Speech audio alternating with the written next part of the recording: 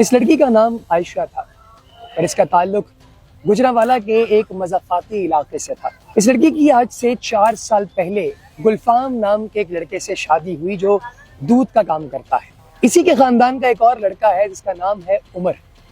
عمر کے ساتھ اس کے تعلقات، اس کی گپ شپ، اس کا تعلق بہت دیر پہلے سے تھا، ان کی شادی سے پہلے۔ اب عمر جو ہے وہ دبئی چلا گیا، اس کی شادی ہو گئی، 2 بچے بھی ہو گئے، ایک لڑکی ایک لڑکا۔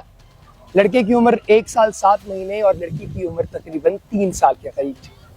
لیکن اس دورانیے میں جبکہ اس کی شادی گلفام سے ہو چکی ہے کہ پھر بھی عمر کے ساتھ رابطے میں ہے، اس کے ساتھ بات چیت کرتی رہتی ہے، اور عمر صاحب جو ہیں وہ بھی ان کے ساتھ مکمل محبت کے ڈورے ڈال رہے ہیں۔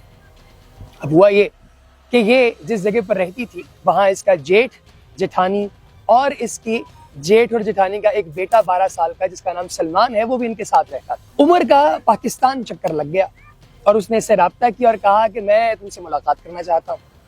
اس نے کہا ٹھیک ہے، ملاقات کرنی ہے تو آ جاؤ گھر پہ۔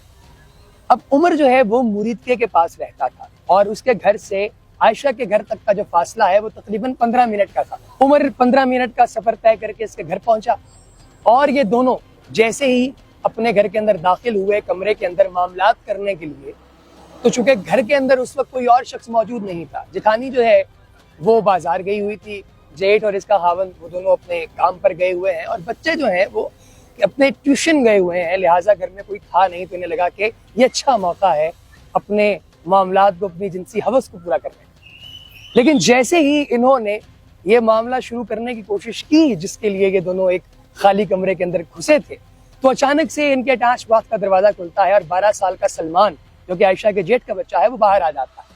وہ اپنے ٹیوشن سے گھر پر واش روم کے لیے آیا تھا اور واش روم میں تھا کافی دیر سے۔ جیسے ہی اس نے یہ ساری سچویشن دیکھی تو اس نے شور مچانا شروع کر دیا۔ اب بوکھلاہٹ میں عمر وہاں سے بھاگ گیا اور جیسے ہی وہ گلی کے نکڑ پر پہنچا تو اس نے فون کیا عائشہ کو دیکھنے کے لیے کہ کیا چل رہا ہے گھر پر۔ تو عائشہ نے کہا کہ ہم نے بہت کوشش کی کہ ہم بچائیں، ہم اس کو خاموش کریں، ہم اسے کہیں کہ بھئی مت بولو، یہ بات دبا دو، لیکن سلمان نہیں مان رہا تھا۔ یہ 12 سال کا لڑکا جٹ تھا، غیرت میں تھا اور چاہتا تھا کہ وہ بدلہ لے کہ اس کے چچا کی عزت پر کوئی ہاتھ ڈال رہا ہے۔ اب جب یہ سچویشن چل رہی تھی تو پھر عائشہ ڈر گئی، گھبرا گئی۔ اس نے عمر سے کہا کہ اس کا کچھ کرو، یہ تو کچھ غلط کر دے گا۔ انہوں نے کہا چلو ٹھیک ہے، تم اسے میرے پاس بھیجو، ہم دیکھتے ہیں۔ اب سلمان کو عائشہ نے عمر کی طرف بھیج دیا۔ رات ہو گئی، واپس گھر نہیں آیا سلمان۔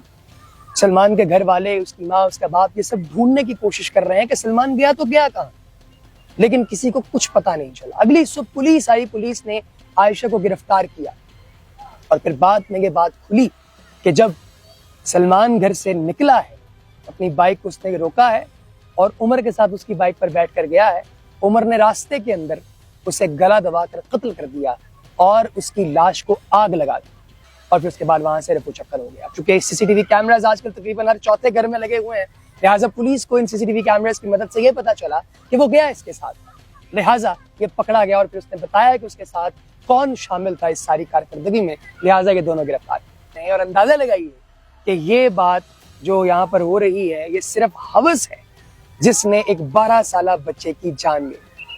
دنیا کیا سے کیا ہو رہی ہے اس کا اندازہ آپ اپنی آنکھوں کے سامنے لگا سکتے ہیں۔ لہٰذا میری یہ گزارش ہے کہ جو لوگ یہ ویڈیو دیکھ رہے ہیں وہ کبھی بھی اپنی جنسی ہوس کو یا پھر اپنی زندگی میں اگر کسی چیز کا فیصلہ کر لینا چاہتے ہیں تو وہ ایسا کریں کہ کسی سے اس کی کسی کو اس سے ہرٹنس نہ پہنچے، اس کی زندگی تباہ نہ ہو۔ اپنا خیال رکھیے۔ میں ہوں شاداب عباسی، آپ دیکھ رہے ہیں ڈیجیٹل پاکستان۔